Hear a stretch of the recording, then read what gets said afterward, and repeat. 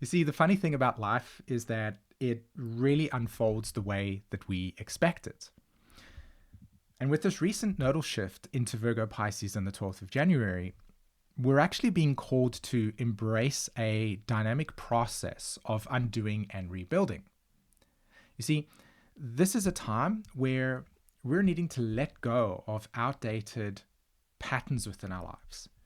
We need to be able to embrace chaos of change because it's taking us to a place where we get the opportunity to reimagine the order of our lives and the structure of our lives. So we're going to be navigating this Virgo-Pisces axis for 18 months, starting on the 12th of January 2025 and ending on the 26th of July 2026.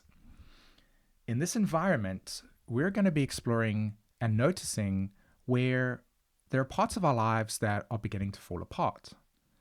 And we're also noticing that we're ready to walk away from outdated behaviorisms or patterns that no longer work for us. These are the questions that we're going to be exploring. This is what we're going to ultimately evolve through. Now, in this video, what I'm going to do is I'm going to help you understand the essence of the Virgo-Pisces axis. I'm going to break down some incredibly powerful and important conjunctions that are going to initiate this reordering process. And I'm going to give you some tools that will help you navigate some of the challenges that will come along with this transit and how to actually empower yourself. This is a time for incredible renewal, but we also need to be prepared for the undoing process that will lead us to the renewal. So I'm going to start off by breaking down the essence of the Virgo-Pisces axis. And I'm going to show you a template of exactly how we're going to go from a dissolution process, a breaking down process, and then eventually leading to a restructure, a reordering. And this nodal shift is a powerful collective transformation.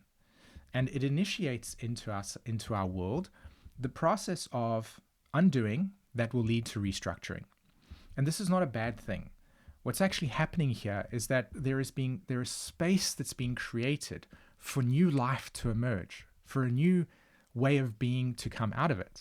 And we all know that Saturn and Neptune will be coming into Aries shortly. So we're needing to be prepared for a new space that is empty for us to have new life come out of it. So I've created an illustration that helps us break down the Virgo-Pisces essence. It's like just a template that will help you see how things are going to change within your life. Okay, so let me break down this imagery over here. So you'll see there are 4 steps: the Virgo tending to existing order, the dissolution of structures, this is number 2, eventually leading to a drifting and disorder state, which will then eventually move into the emergence of a new order. And this is the cycle of order and chaos that naturally manifests itself through the Virgo-Pisces axis. So you can think of the South Node in Virgo as the pre-existing order in your life. Everything feels familiar, it's known. Think of it as the act of organizing and knowing where everything is and having that sense of like groundedness or solidness, right? You feel anchored in something. But then when the Pisces experience comes in, it starts to initiate a collapse, right? It starts to create an unbinding or an undoing of processes. And in this state, you can start to see how the disorder is beginning to emerge, because in the Pisces experience of initiation of the destruction of structures or the dissolving of structures, you don't have that consistency to come back to. You don't have that routine that feels familiar. You don't have that order that you can rely on in a subconscious way. And so when we come into a state of drifting or a state of disorder, there isn't anything that feels real. You can't make sense of what is the direction. It feels unclear. And in that space over there, it creates a lot of uncertainty and there's a lack of boundaries. You don't feel like anchored into something. But ultimately, this space actually is the breeding ground for new patterns to actually emerge.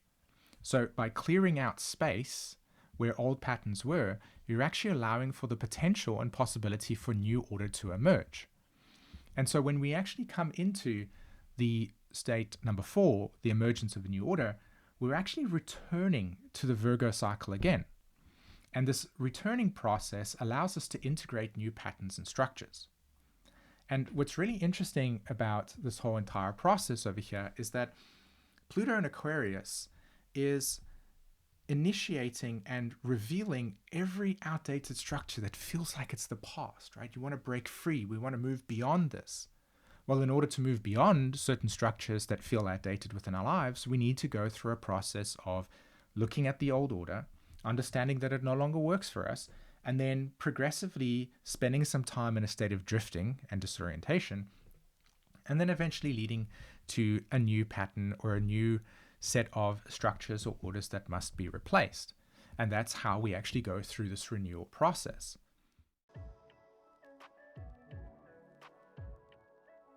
Okay, so as I begin this section, I've got a guiding question for you. Where in your life are you being asked to let go of the old and create space for something new? In the beginning part of this year, we're going to have some incredibly powerful aspects being made to the North Node in Pisces. This is going to activate the Piscean theme. Remember the illustration I talked about. On the 1st and 2nd of February 2025, and of course, this is the most intense part of it, we're going to have an exact conjunction with Venus, Neptune, Moon, Saturn, and the North Node in Pisces. And this conjunction is going to be the gateway that is going to initiate how we are going to answer this question I've proposed. The question is going to navigate you through, and it's going to help you understand where's your heart being guided to know what's truthful, real, and important for you, and what you are ready to actually release that no longer resonates. Then, on the 1st and 2nd of March 2025, we're going to have something really powerful exist. We've got the South Node ruler, which is Mercury. We've got the North Node ruler, that's Neptune, and they're going to be conjuncting the North Node in Pisces. Now, when you have the South Node ruler, so this will be Mercury, and Mercury is associated with Virgo, and you have the North Node ruler, this is Neptune, connecting, you have this intersection between the past and the future merging. And so when you have the past and the future merging on top of the North Node, we're going to come into an even deeper layer of what it is that we're ready to release. But it goes even further than that, and it says that it actually asks us to understand the lessons that we have brought with us in our lives, right? We're culminating that. We're coming into wisdom around what it is that we're ready to let go of. We're seeing it not as something like bad, but something as, okay, that's what I lived, that's what I experienced, and here's what I've gained from it. Part of renewal is taking away insight and understanding of what it is that we've gone through. Now, on the 24th of April 2025, we're going to have an exact conjunction with Saturn, the North Node, at 26 degrees Pisces. And we're also going to have Venus just behind at 25 degrees Pisces, right? And you also got to know that this date, the 24th, means we've already gone through a Venus retrograde. We've already completed our Mars retrograde. So think of this as the graduation of answering the question, where in my life am I beginning to let go of things that no longer serve me? And where am I ready to create space for something new to renew? By the 24th of April, we're going to have a stronger and clearer sense of what it is that we want to honor within our lives, that is in our hearts, and also what we have walked away from.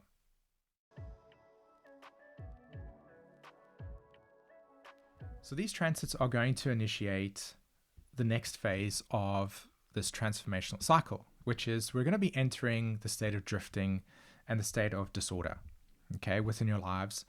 And it doesn't have to be intense disorder. It's just, well, this is how I would have done things, but now that's not there anymore, or I've let go of it. And so there's this open space that I'm not entirely sure how to act within, right, or be within. Navigating the challenges of the Virgo-Pisces axis, I want to give us some tools that will help you prepare psychologically and emotionally for these experiences. And we can start off by thinking about it like this.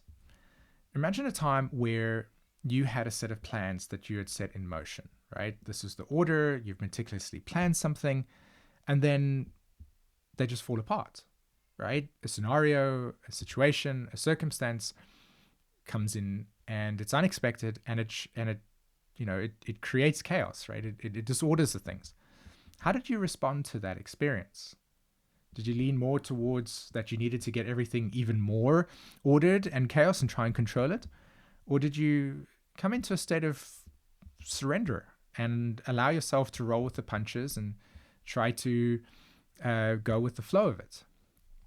Well, if you're leaning more towards the second response, this type of transit might be a little bit more easier to deal with, because in essence, the Pisces energy does invoke a need to move towards accepting of how the pattern is becoming undone, and then reordering it based on where you're at, rather than trying to get it back to the way that it was. And the cycle teaches us the process of letting go. It moves us into a state of saying, I don't actually have all the answers available to me, but I'm going to be in a state of acceptance and move forward the best that I know.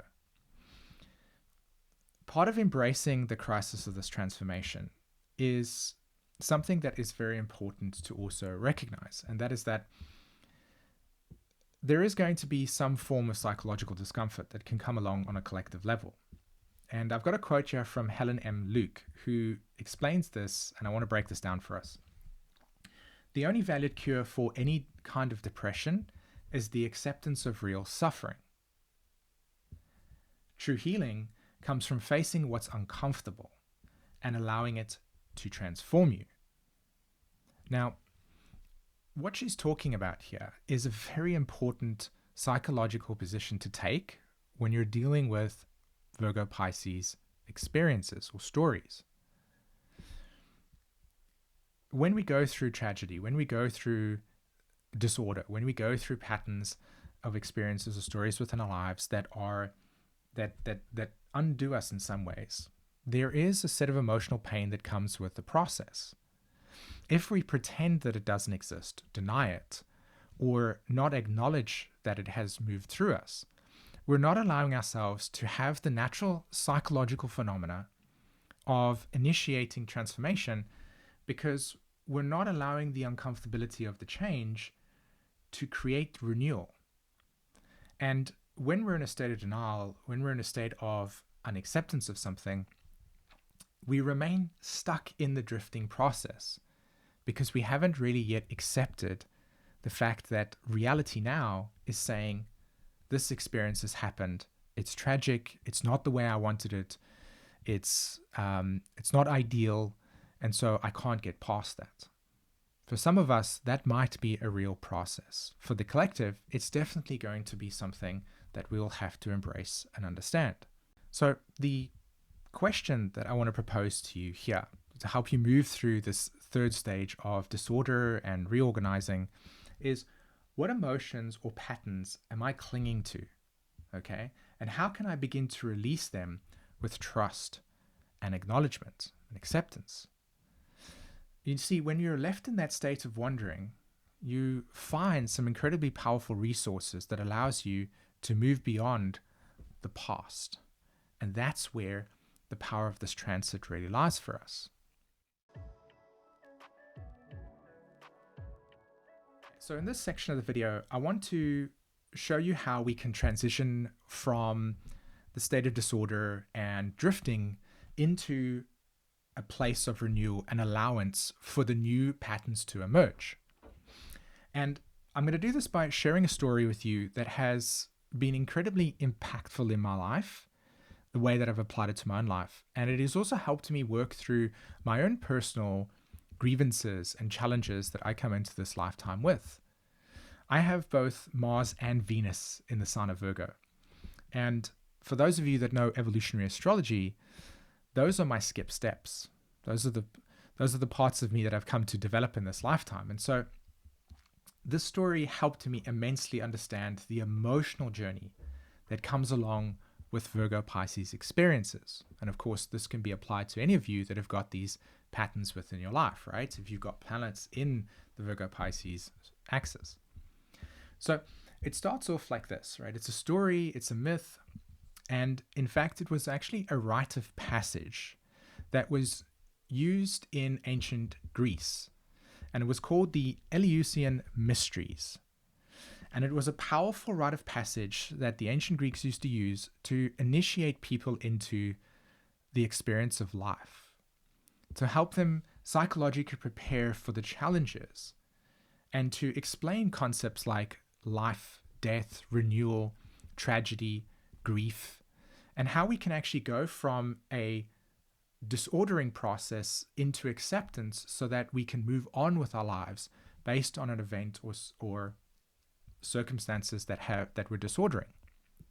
Okay, so this is a tool that we can use to help us, think of it as like a boat, right? A vessel that will help us navigate through these important and powerful conjunctions that are going to take place in the beginning part of this year, and how to set you in line for processing your own personal transition process. So the story goes like this, okay? It's a story that involves three characters. There are actually more, but three main characters. And the myth goes like this. And I'm going to shorten it quite a lot, by the way. So you have Demeter, right, or Ceres. You have Persephone, and you have Hades. And as I said, shortened version, Persephone and Demeter are mother and daughter, Persephone being the daughter. Persephone represents innocence in the story. She represents the part of our reality where we have not been impacted by the tragedy of life, right? We're still young, we're still innocent, we're naive, and we're in a state of wonder. Demeter's role was to make sure that Persephone stayed that way, right? She protected her daughter. She made sure that she was safe in all cases.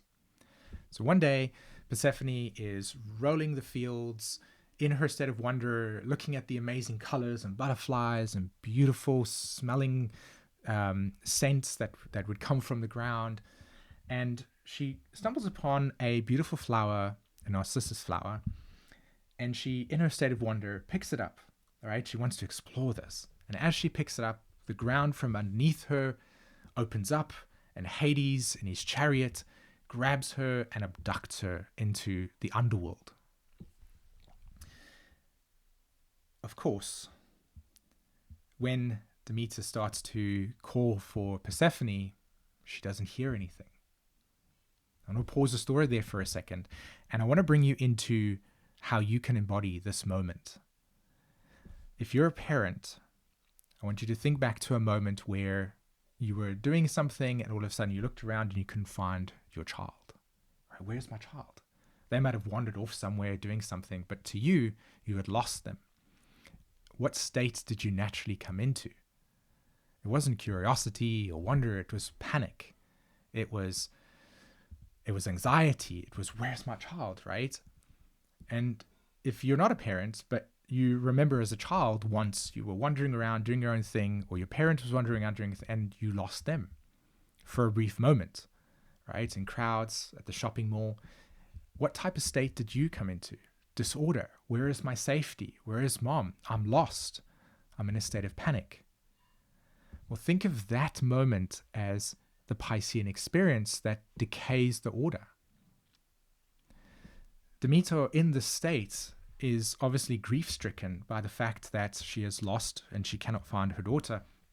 And she goes on a quest to go and ask people, Zeus, Hecate, etc., where is my child? And she eventually discovers that her child has actually been abducted by Hades, Lord of the Underworld. Of course, for her, this initiates her own process of her emotions and her rage and her anger and her disbelief that this has taken place. I'm going to pause the story there for a second and jump to Persephone's perspective. Here in the Underworld, as she's staying here, she actually starts to realize that this is a place of growing up and emotional maturation, and she actually becomes the queen of the Underworld. And I'll touch on why that's such an important aspect of the story, but her process is very different to her mother's. her mother's process as she goes through this is dealing with her grief, right? And so in the story, she actually removes the capacity for the earth to renew itself in terms of harvests. She was the goddess of the harvest of food, etc. And she caused winter on earth, right? Barren, no food, etc. This translates to the part of us where we remove our life from interaction, right? We become depressed in that sense, right? If it's a very tragic experience, we remove life from it, we become withered, and we close our hearts down. While this is happening and Demeter is processing her grief, Persephone is becoming the queen of the underworld. She's becoming emotionally mature in this experience, right? She's dealing with the intensity of the subduction. She becomes strong. She becomes aware that there are resources in this underworld through her process. Ultimately, there is a stage in which Demeter processes through her grief, through intense experiences, and comes into acceptance, which is what I was referring to earlier. And this is the deal that needs to be made. There's a deal that needs to be made in your world where she realizes that she cannot undo the subduction. It's not possible. So the only thing left for her is to actually make a deal with this new reality, this new order that's in her life. And this deal that she makes is, as again, through acceptance. And she sends a message to Persephone to say, can you stay on the surface for 6 months? And Persephone agrees to this process, right? She actually eats a pomegranate, which is a symbol of being bound to the underworld. Okay, so the deal gets made that Persephone comes to the surface. She spends 6 months there. We have renewal on the earth. We have food. We have sunlight. We have life. And then there's this part of us that also remains in the underworld at the same time. Now, how does the story actually help us move from the stage of disorder and grief into acceptance and renewal? Well, what the story prompts to us is that life is we cannot be protected from life completely. And at some point, we're going to need to be initiated into the tragedy of a loss of a relationship, the abandonment experience that you've gone through, something that was ideal or innocent, a plan that you had was knocked off course, and now you have to come into a state of acceptance. And for most of us, we're going to go through that. On a collective level, we're going to go through this process of having to grieve the tragedies of where ideally this conflict shouldn't have taken place, or ideally I wouldn't have wanted that to happen, or ideally this is not how I wanted. This is, I didn't want this disruption to come in, but it has. And so there is a stage during this Virgo-Pisces axis where we're all going to be in a state of becoming stronger by our understanding that this story that we have gone through, the subduction that we've gone through, this tragedy that we might have lived through, has strengthened us, that we've found new life in it, that we can't let go of it. We can't deny that it's happened, but we have learned from our experiences and we've come out stronger. And from Demeter's side, we've accepted the fact that life itself is not always going to be something that we can protect ourselves from. That we're going to be exposed by things that are going to be tough, that are going to change us, but ultimately want to actually create a state of renewal so that a new order can emerge. Demeter's acceptance allows for the new order of a relationship between herself and her daughter. You will have a new order within your life. Something that I want to end off this section with over here is the beauty of the story allows us to understand that we are always in a state of transformation. And life is always working to bring us scenarios or circumstances that are going to bring us into stronger versions of ourselves. And Pluto and Aquarius wants that for us. But in order for us to move into that stronger version of ourselves, to break out of outdated patterns, we must grieve the acceptance that an old order must break down in order for a new order to take place. And there's incredible potency, resource, and fertility that comes from us drifting and wandering and learning, coming into the realization that there are tools that we didn't even know existed that now we've discovered and have become part of our lives. Okay. So something that I'm really inspired, something that I'm really inspired to also share with you is that I'm going to leave a link in the description. Okay. I want to invite you to come on a free call with me because I'm looking for people that I want to work with that are ready to embark on a transformational journey. I want to take you on an experience. I want to utilize the story and help you connect with your astrology chart, and particularly the way that these nodes work in your life. So if you are ready for some form of transformation and you want to be able to be helped through this process, there's a link in the description. Click on that, book a free call with me, and let's see if there's a possibility for us to actually work together. So this Virgo-Pisces axis is going to provide us with collective and personal opportunities for incredible change within our lives, for healing, and to authentically move into a way of living that is honoring of your true heart's resonance. But in order for us to get there, we need to be able to recognize, accept, and move through what we are no longer wanting within our world so that we can have that space for renewal to take place. There has been some incredibly tragic experiences that have taken place in our human history. And recently, to name just a few to connect us with this Virgo-Pisces axis, we've had the tragedy of the ongoing war that's happening in the Middle East, right? The conflict between Israel and Hamas that is affecting Palestinians and that area. We've got the conflict, an ongoing conflict that is happening in Ukraine with Russia. And think about the people that have lost their lives, the wives that have lost their lives to soldiers. Think about scenarios in which people's lives have been changed for that. The pattern is no longer the same in these areas that I've described. And most recently, the fires that have been happening in Los Angeles. People's lives are in a state of disorder. People's lives have been affected by this. This Virgo-Pisces axis is going to show us what true humanity and true empathy and honest humanitarian heart-centered states of spiritual understanding are by revealing the tragedy of these experiences. And we're going to go through this, and reordering is going to take place on a collective level, but also on an individual level as well. And the other side of this story here is that this is a point in time where you get to become more aligned with a way of being that is safer for you, that is honest for you, and that is empowering for you. My takeaway from this Virgo-Pisces axis is initiation into true emotional transcendence. It's an initiation into an ordering of your life that will not be the same as the past, but it will be for your benefit. It will be for the necessity for true healing to take place. And we're heading in that direction.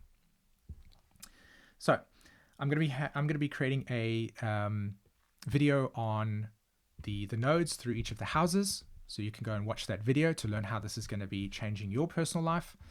And I'm also going to be creating some other videos to help us support through this process. Okay, guys?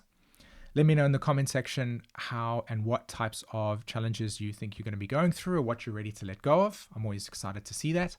And don't forget the link in the description to book a free call with me to see if we can actually work together and where I can help you move through some transformational experiences that are in your astrology chart. Next time, guys. Bye.